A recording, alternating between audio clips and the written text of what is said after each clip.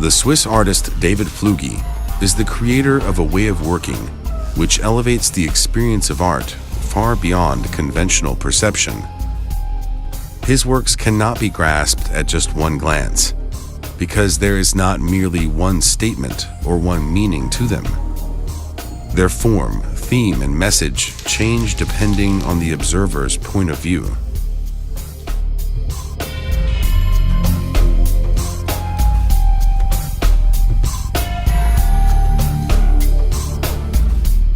David calls his style of art fusionism.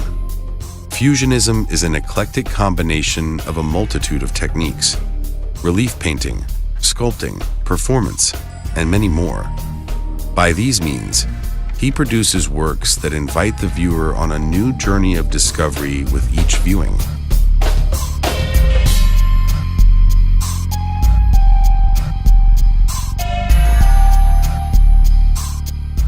Also was ich möchte machen ist, dass eigentlich die Leute, wenn sie vor einem Objekt von mir stehen. What I want to achieve is for people to be captivated by my works because the work communicates with them as soon as they take one little step. That is to say, they immediately notice something is different. This is most noticeable with sculptures. A sculpture can be a baby, and a few steps later, it's Christ. Ah, that's what I want, really. My goal is to shatter a few chains, like Picasso did when he tore open the flat canvas, after which, in terms of content, things were never again as the eye perceived them to be normal. I think fusionism has this ability because there are unlimited possibilities. That's something that ought to inspire artists, really, and also the viewers of art, because it should also be a membrane of sorts, something that reacts to you and offers you a new dimension in which I think you can express yourself as a human being in a completely different way, and maybe also communicate. Because it's very interesting when objects reflect back on you. You get a new way of seeing, which is to say, you re-examine things and start perceiving them in a new way. When people first painted in perspective, they really did gain a new perspective on everything. And I think this is exactly the same. You don't have to call it a new kind of art, but I think it's a new tool creative people get. Over the years, David developed his own techniques. Stone was his first material. Soon he added a large variety of further ones.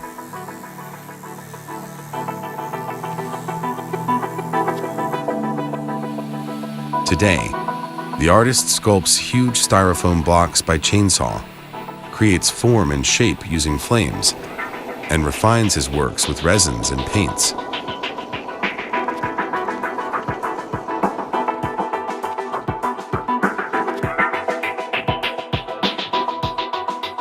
His paintings and sculptures are at times surprisingly delicate, at others vast and shrill.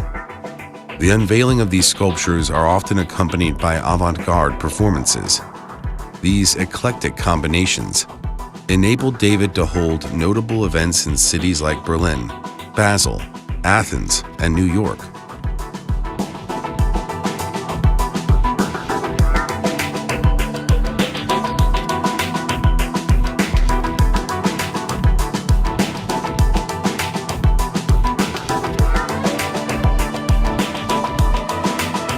He challenges his viewers and creates a complexity which academia often struggles to define. This is how renowned Professor Manfred Fassler describes the artist's secret.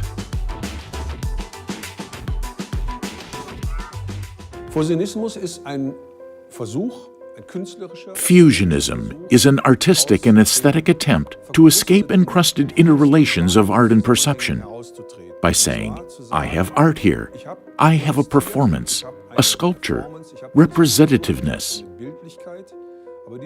But this art and this representativeness did not exist in a void. Rather, they are moments of every second, every millisecond of my perception. This constitutes a challenge. I can't just bring fusionism to a museum and say, there's some fusionism on that wall there. Fusionism is the whole museum. It's the visitors. It's you. It's the artifact. It's the perceptive situation. To me, that is what makes fusionism what it is. To have everything that can challenge your perception present within a work.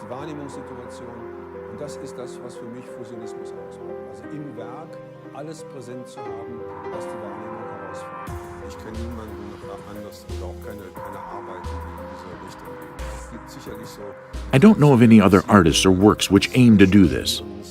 There are picture puzzles, crossovers, and so on. But those are just variations on style or physical trickery.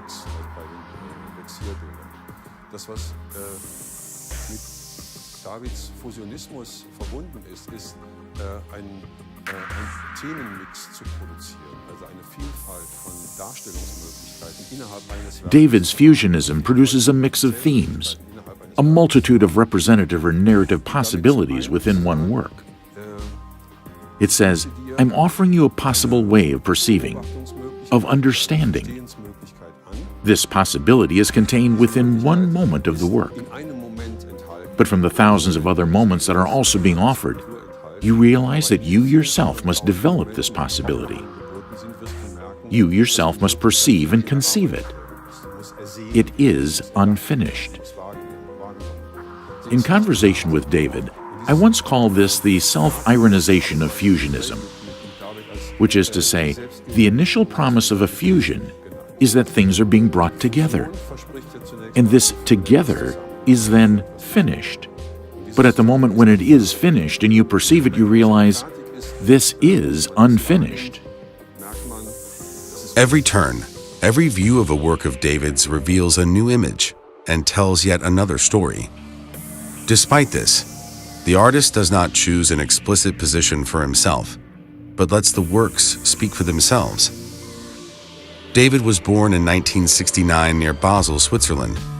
He began his creative journey by learning the trade of the stone sculptor and worked in this profession for several years before curiosity and creativeness led him to pursue his own path.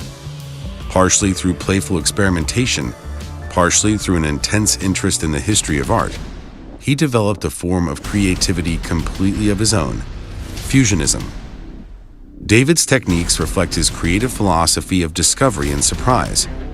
His work with luminescent paint is just one example. When the lights go out, a new view of things meets the eye. The same applies to David's performances, so-called living fusions, in which the background and the bodies of performers merge into a single work of art, which offers new moods and new meaning through the movements of its living canvas. Fusionism allows for a concentrated plurality of representativeness, and thus elevates the visual experience of art. David explains the magic of his art and the diversity of his stories with these words. I want to develop my art so that its viewers encounter it in a truly meaningful way. That means, in that moment, when someone views a work, I need to have done my job well. There needs to be a bridge between the work and the viewer. And just by the viewer's tiniest movement, I want something intense to happen. Meaning the work has to respond.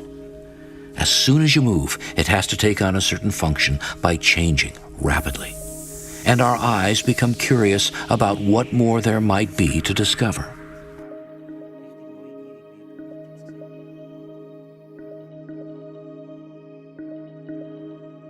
A special story connects David to football.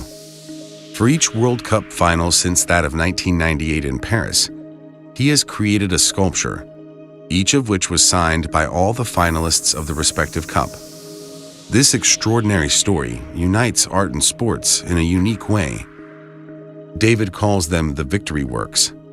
With them, he has created a series of large-scale sculptures that fascinate lovers of sports and art alike.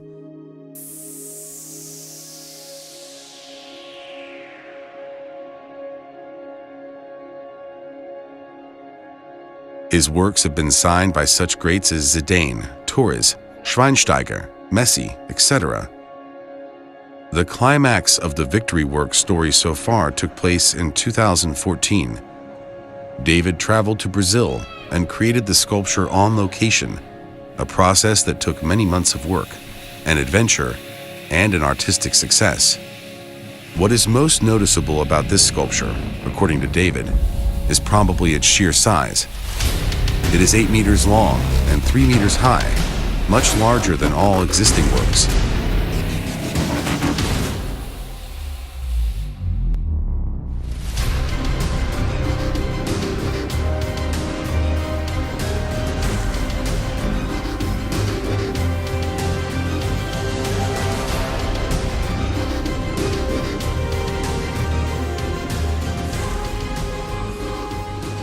Viewed from different perspectives, it takes on completely different shapes.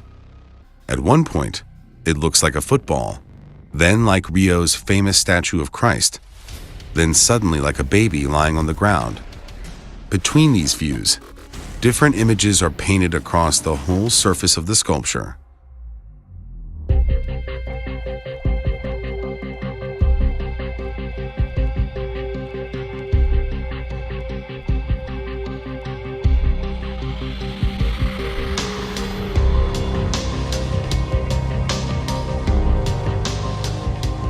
Since then, David has returned to live and work in Switzerland again, and yet he has not stopped moving forwards.